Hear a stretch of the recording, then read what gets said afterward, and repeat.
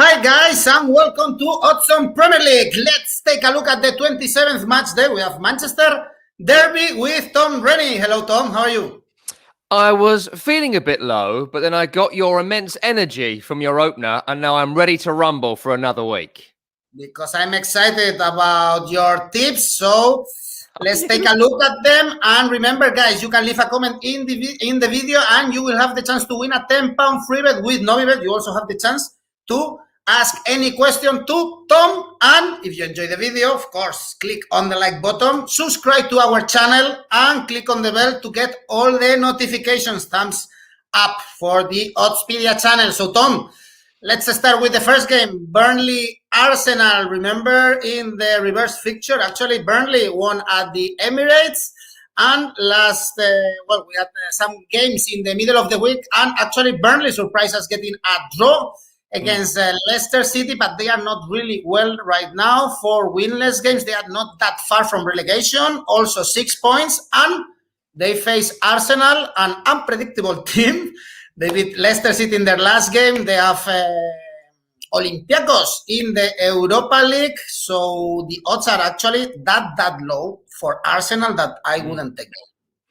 Yeah, I mean, like I said to you last week with Burnley, following their thrashing by Tottenham Hotspur, what were they going to do? They were going to shut up shop. And it took an incredible volley by Kelechi Iheanacho for them to drop the victory against Leicester a couple of days ago. A poor Leicester City, shorn of so many players as well. But Burnley don't score as well. As you know, it took a Chowdhury mistake for Vidra to score that goal for Burnley. So looking ahead to this one, I see a very similar story when it comes to Burnley. They will look to close this down. They will look to bludgeon their way to a 0-0 draw against Arsenal. And so you look to Arsenal. What creativity do they have? You mentioned the Europa League. They have favoured the Europa League in terms of team selection. They made plenty of changes for the Leicester game last time out. They dropped players like Aubameyang, dropped players like Saka. They're pretty much the most important offensive players that Arsenal have got. So if those two players are in, I can see Arsenal scraping a victory. If Arteta pulls a Guardiola and does 9 changes again from the last game, and you can't predict who's going to be out there, I can only see a goalless draw. So I'd be looking in this one for a low-scoring Arsenal win. That's a 1-0 win, below 1.5 Arsenal win, or I'd be looking goalless draw. We had a lot of games with very few goals in the midweek. Actually, yesterday, we only saw 3 goals. As you predicted, the goalless draw is 12.5 right now on Oddspedia.com. Nice. Then, yeah, it's good odds. I'll take that right now. Next game, Sheffield United, Southampton. Sheffield getting a victory in the middle of the week against Aston Villa. Goldrick scoring the goal after 3 straight defeats. And Southampton, how bad they are. They lost against Everton. They lost against Leeds, making now 9 winless games since they beat Liverpool. So actually, it's a good chance for Sheffield to get back-to-back victories. Yeah, the Sheffield United victory over Aston Villa was strange. I said it was going to be quite narrow, but I thought narrow Villa and it went narrow Sheffield United. I can't believe they won. I can't believe David McGoldrick scored. There's no element of that game that I could believe was happening. They've lost Phil Jagielka. They've already lost, as we mentioned, John Egan, Chris Basham, Jack O'Connell. Pretty much all their defenders. Their first 4 centre-halves are all out. So no idea who plays at the back for this one. And that's going to be a big issue for Sheffield United. For Southampton, much like the Blades, it's injuries that have been a massive problem, but also the drying up of goals from Danny Ings. First 15 games of the season, couldn't stop scoring. Another injury, he's come back, and he doesn't look particularly sharp. But there's no way I'm going to come on here and predict a Sheffield United win. I'm sorry, I refuse to do it. And I like Southampton. I like Hasenhüttl. I still think, even with the players they've got enough to get something, if not a win, then a draw against Sheffield United. But I'd be looking here for Southampton win. And if you're looking for a side to get back to form against, I'd be looking to Sheffield United away, Danny Ings to score, maybe Danny Ings to score more than once. Danny Ings to score a brace and Southampton to win would be my tip. So David is telling us, I'm looking at over 2.5 goals in the draw of Southampton. You also agree with that? Yeah, I think that this Southampton are a better side than what we've seen in recent weeks. I really feel that the injuries have crippled them. But I was covering the Everton game a couple of days ago, and it was such an incredible lack of confidence you could tell in that game that was costing them. And I think that Sheffield United are the perfect side to go up against if you're completely lacking in confidence, irrespective of that performance. So I think they can go there. I think that they had so many corners against Everton and failed to score from them. So Yannick Vestergaard to score from a James Ward-Prowse corner is also something I'll be looking at in this game. But I can see Southampton, a better footballing side, with a goal scorer against a team who are going down. I guarantee you are going down. Don't even think about considering their survival in the Premier League this season. I would be looking at Southampton to score either from a corner, and I'd certainly be looking for Danny Ings to get on the score sheet. Okay, over 2.5 goals, 2.33 in case, David, you want to bet on that. Then we have Aston Villa Wolves, probably, two of the teams that they have absolutely nothing to play for in the next weeks. They are in the middle of the table. We just said it, how Aston Villa lost against Sheffield United despite playing with one man more. And Wolves, they were thrashed by City. No news about that, but actually they were thrashed in the last 10 minutes of the game. So a bit tricky if we only take in account the result. They were coming from 5 undefeated games, so they were taking actually the form, the team from Nuno Espiritu Santo. And like in the previous games, actually the odds for the underdogs are quite tempting, I think, also here. I still wouldn't bet on Wolverhampton Wanderers. I know that they play quite well against Manchester City, and defensively they look quite sound, more sound than they have at times under Nuno in the Premier League. But offensively, there's nothing there. Fabio Silva still looks like a work experience. Willian Jose's not going to work out. Adama Traore, greased arms or not, he's had an awful season with no one to cross to. No Jimenez, no goals. It remains the same story, I think, for Wolverhampton Wanderers.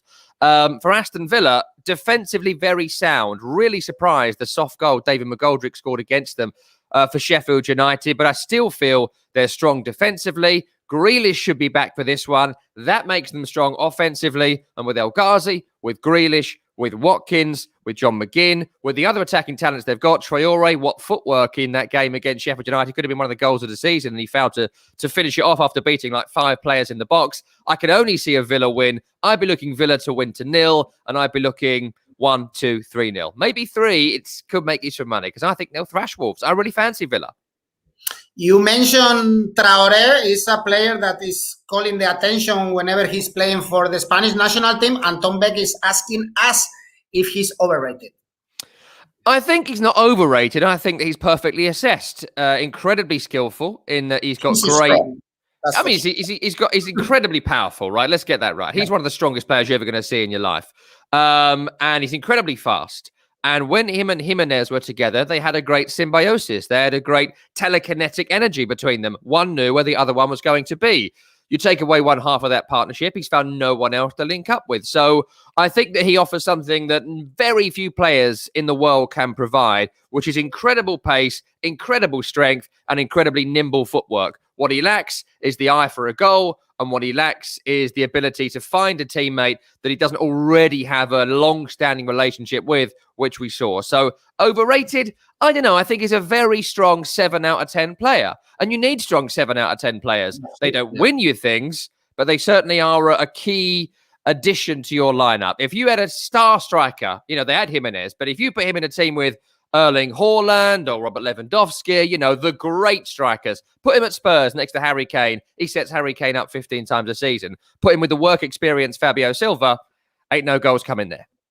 7 out of 10 is great. Actually, last game on Saturday, Brighton, Leicester City, with Leicester drawing against Burnley. They lost against Arsenal, and I'm thinking about the Foxes we saw last season. If the Champions League is going to slip away again, I guess they are all very concerned about that in the Midlands. 4 points now above the 5th, which is Everton. And now they travel to Brighton, a team that still is fighting against relegation, 3 points above them. And the odds actually for the victory of Leicester City are good, 2.9. The bookies think that we are going to see a draw. And I'd agree with them that a draw is the most likely outcome, because Brighton do not win. They just do not win at the Amex Stadium. Their last 3 home wins came in 2019, 2020 and 2021. That's 1 win per calendar year. So we're a good 9 months off their next home win. unless they can pull off something here. Look, they're a very good football side, Brighton. They're very good defensively as well. Lewis Dunk, top defender. Adam Webster, top defender. Ben White's been great all season. I like the look of Ibasuma in midfield. They've got a lot of great aspects to them. Why they can't win? They can't shoot. I don't know if they don't practice it. I don't know if they're too busy trying to create another chance, whether they're idolizing 2005 Arsenal too much when really they need someone with cutting instinct in that side. I do not know, but I think they come up against Leicester at a very, very good time. I, like you, share the fear they're going to drop out the Champions League places. I think they will. Because of the sheer amount of injuries they have got. The side they had to pick against Burnley a few days ago was a real mishmash of nonsense. It's nowhere near what Brendan Rodgers would have wanted to play. Defensive issues, offensive issues, midfield issues. They were trying to give Chowdhury away, and now he's starting for them in the Premier League. If it wasn't for Kasper Schmeichel, they'd have lost against Burnley a few days ago. So draw looks most likely. If I was putting my real Tom Rennie money on it, I would go draw. But I do have a sneaky feeling for Brighton. I think they're going to make it this season. And if I was looking for a win either way, I'd be looking for 1-0 Brighton. 1-0 Brighton or 0-0, my two tip score lines. I think Brighton to win probably gives you a touch more value. And Vano is saying that Leicester have been unpredictable lately. Indeed, even in the Europa League. Yeah. Then let's move on. On Sunday, we have West Brom, Newcastle. There is fear, I think, here. West Brom, they lost against Everton after their victory against Brighton. In the last 5 games, under 2.5 goals, so big Sam strategy. And Newcastle, you always say that if there is a team that is going to be relegated instead of the bottom 3, will be Newcastle. So I guess this is a game that they've marked across in the calendar, at least not to lose in the Hawthorns. Huge game for both of these teams this weekend, because West Brom will be looking at Newcastle thinking no strikers. Everyone hates the manager. They're not defending particularly well. Both goalkeepers have suddenly fallen out of form. You know, Carl Darlow was fantastic until 4 or 5 weeks ago. He made some mistakes in a game. I think it was Man United. Dubravka came back in and threw a Neves header in his own net on his first game back. So it's a bit of a recipe for relegation when it comes to Newcastle United. The goalkeepers look in poor form. The defenders are either injured or in poor form. Up front, they've got no Almiron, got no Saint-Maximin, got no Wilson. It is trouble everywhere. And so they're going to go to West Brom and they are going to try and get a 0-0 draw out of this one. That's what they are going to do. West Bromwich Albion are going to try and get a corner and they're going to try and score from that corner. That is their plan every single game. That's been Allardyce's plan since he came to the Premier League 25 years ago when he first started being a football manager and he was managing one team alongside a Triceratops and a Tyrannosaurus Rex. That's the dinosaur tactics you can expect from Big Sam. Will it work? Yeah, it is going to work. I think they'll still go down, but I think they'll beat Newcastle. I think they'll beat them 1-0. That goal will come from a corner, and I think Diagne is the most likely goal scorer because that guy, I picked him out to you a couple of weeks ago. If he knew what offside was, he'd have already scored 5 goals in the Premier League. For some reason, he doesn't seem to understand the concept of staying onside. If Allardyce drills that into him this week, he's going to be a real threat for West Bromwich Albion over the next few weeks and in this game, and I fancy Albion to win. Morata cannot teach him for sure how to avoid offside because it's another one that he missed, I think, that lesson. Then from the Hawthorns, let's go to Anfield, Liverpool, Fulham. Oh my God, what a run of Liverpool. Yesterday again, they lost against Chelsea, making 5 defeats in the last 6 games. They are completely unable to score a goal apart from the penalty spot at Anfield. Actually, it was last year. 5 consecutive home defeats, something that never happened in their history, and we can continue doing speaking about stats, negative stats. And Fulham arrived. They lost against Tottenham after 5 undefeated games. We always say that Fulham is not a bad team, despite being the whole season in the bottom 3. So can we expect also another surprise? For sure, no? Oh, this is the hardest run of the weekend. It really is because, you know, there is no banker. There's no banker in the Premier League these days. There never seems to be. You think Liverpool home against Fulham 3-4, 5-0, but you've seen Liverpool recently. We've all seen Liverpool recently. The spark is missing defensively. They are not there. And I think maybe they might be writing off this season. They might be writing it off in terms of the Premier League and focusing fully on Europe, which I would endorse. get your team fit for Europe and try and just get them in shape in every other game. Maybe give everyone a nice week off before their next Champions League game is what I'd be thinking. Look, I think that Liverpool will still be favourites to win this game, and the odds tell us so. But Fulham, look at their form. Draw, over and over again. And in my mind, they drew against Tottenham on Thursday as well, because the handball rule is an ass. We know this. That was a perfectly legitimate goal ruled out by moronic bureaucrats. Apart from that, they did more than enough to get a draw against Tottenham Hotspur, who are in the self-proclaimed top 6. And I think Fulham can go to Anfield and get a draw. I would be looking at the 1-1 draw for value. I think draw's 5.5. I'd be looking at just draw on its own. If you want to toss a score in, 1-1 is almost the most common score for Fulham these days. Liverpool, sure, could still blow them away. It's a bit like the Burnley game from last week. It is either going to finish 0-0, 1-1, close draw, or it's going to finish 5-0. I don't see a 3-0 Liverpool. I think it's going to be a gazumping to get back to form, or Fulham hold on, like so many have, for a good draw at Anfield. And I'd be looking at Fulham right now. We have also double chance for Fulham. Someone is mentioning it in the comment section. 3.40. If we fancy Fulham getting something from Anfield, something that looks very likely at this point of the season, then we don't travel a lot to go to Manchester derby at the Etihad, first against the second, but the gap is huge, of course. What to say about City? This time they thrashed Wolverhampton, but in the last games they were keeping always the scoreboard close, and boring United again. Goalless draw, this time against Crystal Palace. 3 straight goalless draw in a row, considering also the one against Real Sociedad. And they've done it 6 times this season in the Premier League. They did it also in the reverse fixture. Maybe again, no? Yeah, football's not a complicated game. Don't have a world-class striker. Don't score an incredible amount of goals. Cavani's past his best. Martial is not a striker. After that, the cupboard is bare. It's not a surprise. You don't beat teams like Crystal Palace without someone like Robert Lewandowski in your side. If Man U spend 300 mil on Erling Haaland from Dortmund, next year they beat Crystal Palace in a game like that and are still in a title race. They didn't, they haven't, they won't, so they won't be. For this game this weekend, I think goal-scoring threats are all about Manchester City. Raheem Sterling quiet for the last couple of weeks, but I expect him to start in this game. He is a favourite of Pep Guardiola. I think he's the 3rd or 4th highest goal scorer that Guardiola has ever had. He regularly plays in these big games, so I'd expect him to play. I'd expect Riyad Mahrez to play. And I would expect Sergio Aguero to play, despite the fact he looks off form and Jesus has done all right. I would expect the big guns to be out for this big game. If you're looking for value, I'd be looking for Sterling to score. If there's a double on English goal scorers, Rashford at the other end on the break against the high line against City is something I'd be looking at.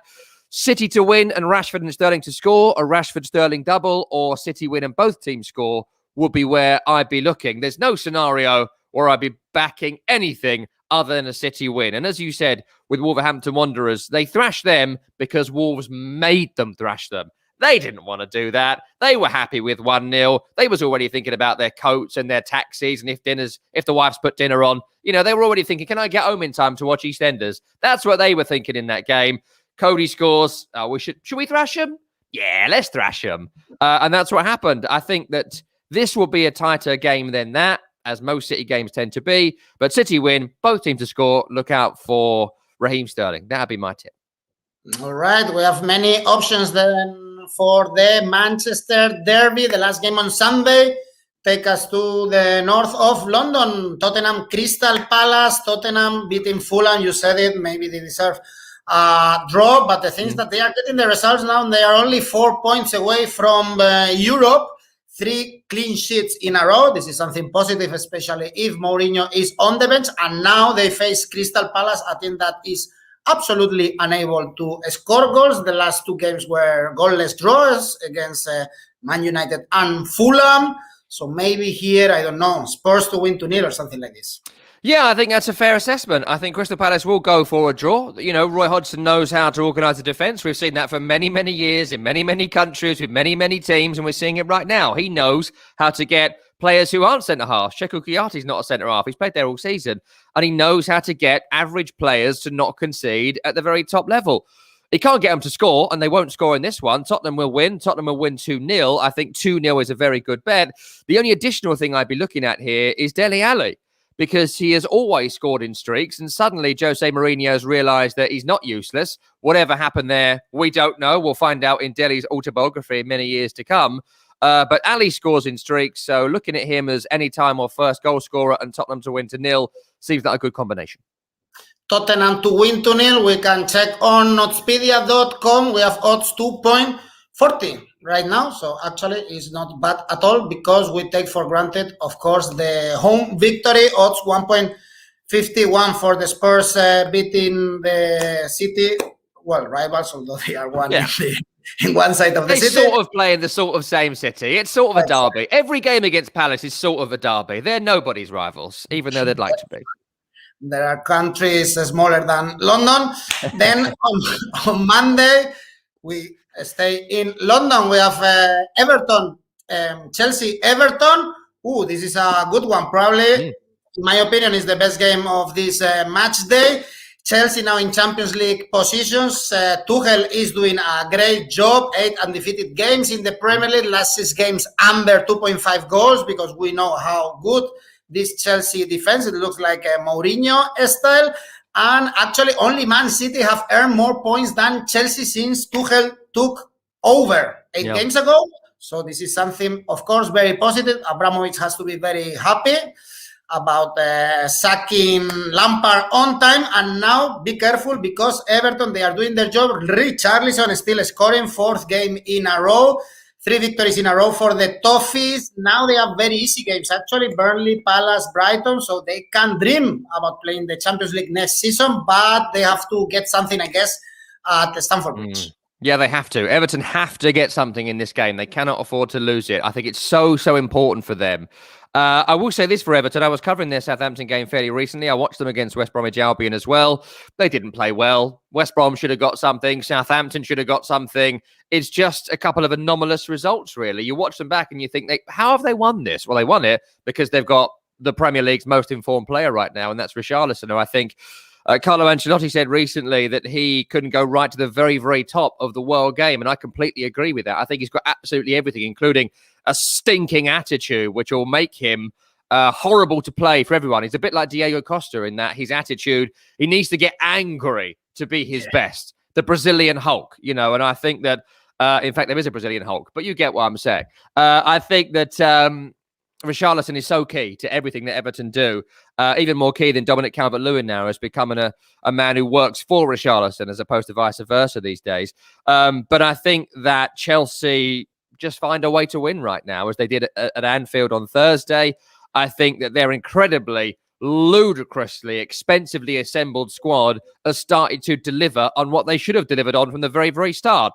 Did they not want to play for Frank Lampard? Did Lampard not know what he's doing? We'll find out in the final analysis. But I think they've got the right man in charge right now for this team.